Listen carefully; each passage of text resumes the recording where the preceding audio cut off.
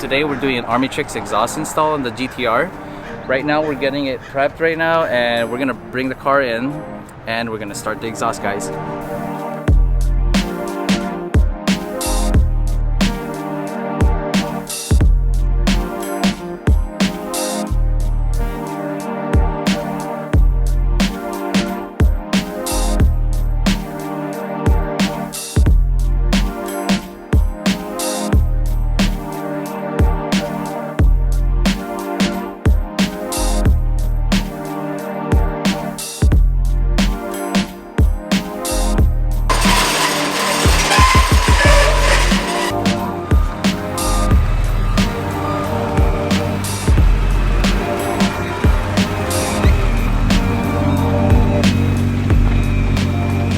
So we just got done detailing the GTR, and in a bit we're gonna throw it on the lift. What we're installing today is a full Army Trix exhaust, 102mm to be exact. It's a Valvetronic exhaust, and it's gonna be pretty loud. I honestly don't know what to expect. I know it's gonna be loud, and I know the California exhaust laws are strict now, but you got a GTR, there's no way you can't do the exhaust.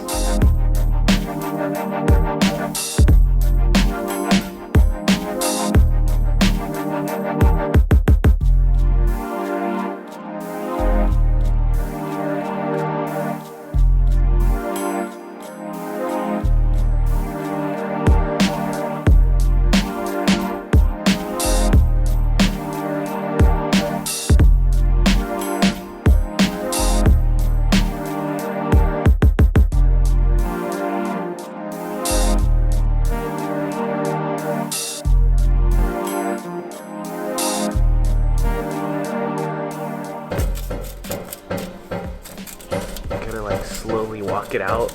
Yeah. Stock tips are gone. Alright guys, I called in Rob for some extra manpower. I need one more hanger. I don't want it to fall because the exhaust jack is already being used on the mid pipe. So he's just gonna pretty much help me support it. That way I can unbolt these two last nuts. And then that's all she wrote for the old exhaust. Let's get it. Let's get it. Mr. Extendo real quick. John's always forgetting stuff. It's alright.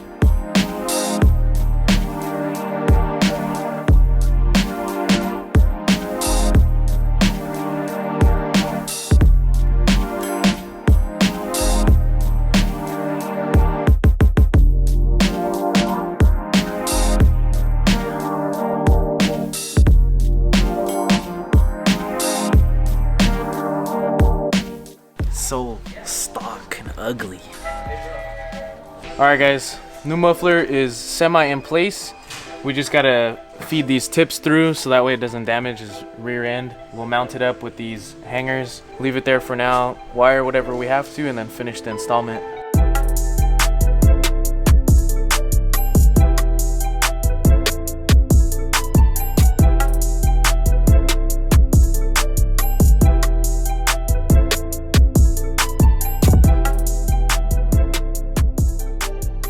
The Army Trix doesn't come, or at least we don't have it, the 4 exhaust bolts, right? Yeah. So we have the nuts, but we're gonna go to AutoZone. The nuts. Or what do you call it? We gotta go to VatoZone. I can't say it. We'll be back. VatoZone. That's where you get everything. Alright guys, so some of this plastic is a little bit in the way. Army Trix recommends that you run the wiring and vacuum lines into where the battery is located, under all this plastic and along the hard lines that it already has. That way you know for a fact, in the event that something busts, you can see clearly where all your lines are at. Just makes it a lot easier when it comes down to like maintaining the tubes or if you run into any problems.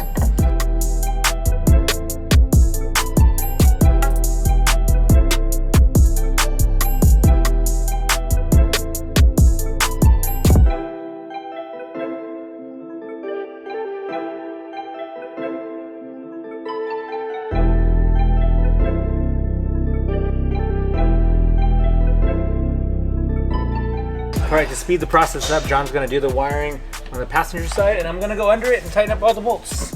Hopefully finish this soon.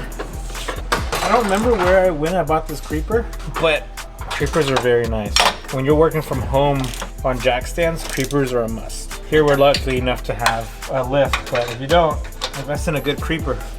Something with a headrest like this, because you don't have to lift your head the entire time. Find yourself a local creeper. Bring it home.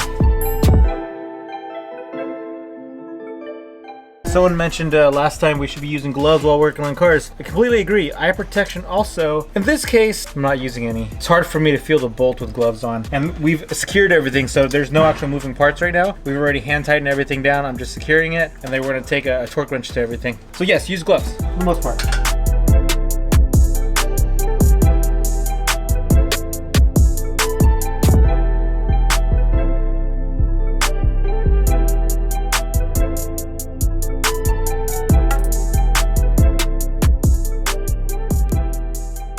We're tightening up all the bolts and getting ready to close up the bottom so we can work on the wiring up top.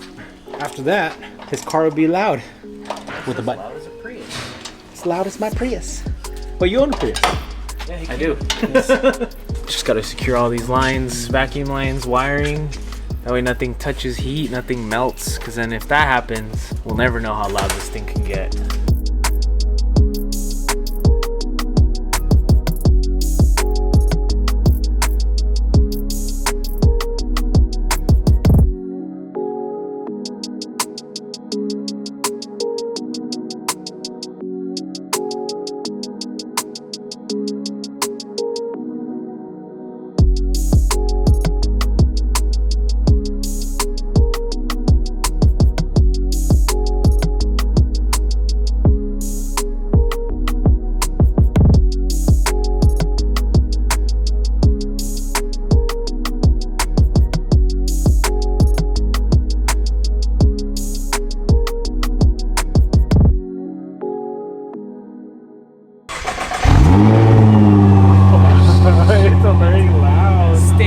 Here I go.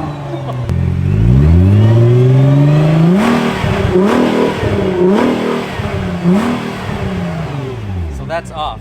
Now I'm gonna turn the valves on. Ready? Go.